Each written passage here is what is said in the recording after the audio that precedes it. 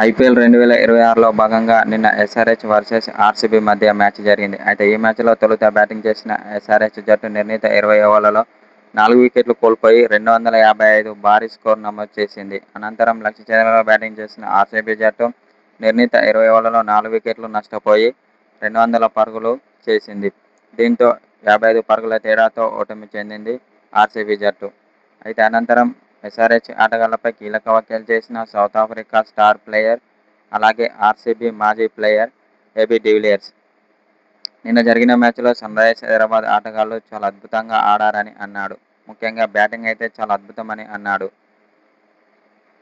ఎస్ఆర్హెచ్లో Abhishek Sharma, Klaasen, Travis Head, Nitish Kumar Reddy, Ishan Kishan ఇలా dangerous బ్యాటర్లు ఉన్నారు. వాళ్ళు ఉన్నంత వరకు ఎస్ఆర్హెచ్ను ఓడించడం చాలా కష్టమే అని ఏబీ డివిలియర్స్ ఓ సోషల్ మీడియా ద్వారా తెలిపాడు. ఎందుకంటే సన్రైజర్స్ హైదరాబాద్ ఆటగాళ్లు చాలా అద్భుతంగా ఆడుతారని అన్నాడు. ముఖ్యంగా అభిషేక్ శర్మ చాలా డేంజరస్ ప్లేయర్ అని అన్నాడు.